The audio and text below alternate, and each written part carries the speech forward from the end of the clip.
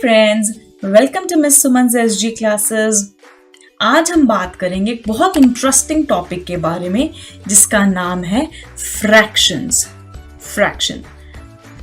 Fraction होती क्या है और हम इसको कैसे अच्छे से समझ सकते हैं, ये एक बहुत इंपॉर्टेंट टॉपिक है क्योंकि इसके साथ आगे आगे हमारे पास कुछ नए टॉपिक्स आएंगे जैसे डेसिमल्स, और इन सब का ओरिजिन होता है टॉपिक फ्रैक्शन से। तो आज बात करते हैं फ्रैक्शन होता क्या है। तो जब भी हम बोलते हैं फ्रैक्शन तो हम इसको ऐसे लिखते हैं कि न्यूमरेटर और एक बड़ी सी लाइन लगाते हैं और नीचे लिखते हैं डिनोमिनेटर। हम बोलते हैं न्यूमरेटर का मतलब होता है पार्ट, जिस पार्ट की हम बात कर रहे हैं, और डिनोमिनेटर का मतलब होता है टोटल, जो हमारा टोटल है। अब इसका क्या मतलब बनता है और इसको हम कैसे समझ सकते हैं, देखें। अब लेट्स इमेजिन हमारे पास 5 बॉल्स हैं, ठीक है। तो I have a set of 5 balls, मेरे पास ये 5 बॉल्स अवेलेबल हैं खेलने के लिए। तो मेरे पास राधा आती है और राधा को 2 बॉल्स चाहिए खेलने के लिए, तो मैंने राधा को ये 2 बॉल्स खेलने के लिए दे दी। तो अब मैं आपसे पूछती हूं, क्या मेरे पास अब 5 बॉल्स हैं? आंसर है नहीं है। टोटल कितनी बॉल्स हैं मेरे पास? 5। क्या अभी मेरे पास वो 5 बॉल्स हैं? नहीं, अभी मेरे पास वो 5 बॉल्स नहीं है। तो हम क्या करेंगे, हम बताएंगे फ्रैक्शन। फ्रैक्शन का मतलब हुआ पार्ट मींस मेरे पास अभी कितनी बॉल्स हैं, कितने पार्ट के बारे में हम बात कर रहे हैं। हम बात कर रहे हैं 1, 2 और 3 बॉल्स हैं जो मेरे पास हैं अभी। और टोटल कितनी बॉल्स हैं फ्रेंड्स?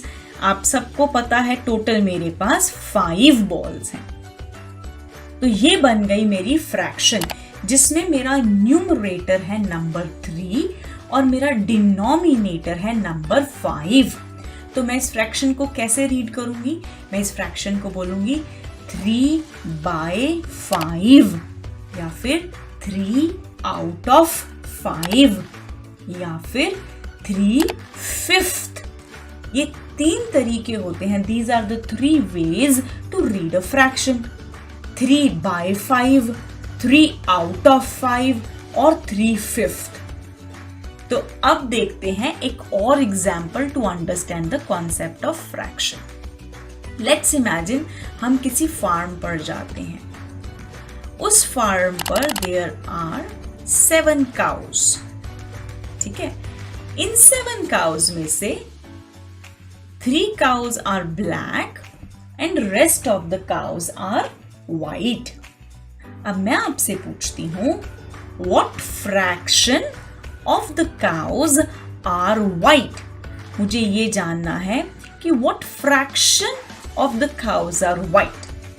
अब फ्रैक्शन का क्या मतलब होता है? फ्रैक्शन का मतलब होता है न्यूमरेटर ओवर डिनोमिनेटर। अब हमने ये भी बात कर ली कि न्यूमरेटर क्या होता है। न्यूमरेटर होता है पार्ट और डिनोमिनेटर क्या होता है? टोटल। अब हम किस पार्ट की बात कर रहे हैं इस केस में? हमने बोला इस केस में हम बात कर रहे हैं व्हाइट पार्ट की ओवर टोटल, ठीक है। तो व्हाइट पार्ट कितना है? कितनी काउज हैं जो व्हाइट हैं? 4 काउज हैं जो व्हाइट हैं। टोटल कितनी काउज हैं? टोटल 7 काउज हैं। तो इसका क्या मतलब बना? हमारी फ्रैक्शन बन गई 4/7 या फिर 4 आउट ऑफ 7 या फिर 4/7। आई होप आपको अब ये कॉन्सेप्ट फ्रैक्शन का बहुत अच्छे से समझ आ रहा होगा, जहां पर एक होल नंबर की बात नहीं हो रही, पूरे के पूरे की बात नहीं हो रही। मैं आपको होल का कॉन्सेप्ट भी एक बार दिखाती हूँ। लेट्स इमेजिन यहां पर एक फार्म है। अब उस फार्म में फिर से 7 काउज हैं, बट इस बार ये 7 की 7 काउज व्हाइट हैं। तो क्या यहां पर कोई फ्रैक्शन का मतलब बनता है? बिल्कुल भी नहीं। क्यों? क्योंकि टोटल काउज कितनी है? 7। व्हाइट कितनी है? 7। तो 7/7, इसका क्या मतलब हुआ? 7/7 का मतलब हुआ 1, और 1 का मतलब क्या होता है? होल। होल का मतलब पूरे का पूरा, तो इसका मतलब पूरे का पूरा जो फार्म है वो व्हाइट काउस का है। जबकि हमने जो पिछला एग्जाम्पल देखा था उसमें हमने कहा कि पूरे फार्म में से 3 काउस जो हैं वो ब्लैक हैं और 4 काउस जो हैं वो व्हाइट हैं। तो फ्रैक्शन का मतलब बना जब हम पूरे की बात नहीं करते, होल की बात नहीं करते, कंप्लीट की बात नहीं करते, बल्कि एक सेगमेंट की बात करते हैं, उसका मतलब होता है फ्रैक्शन।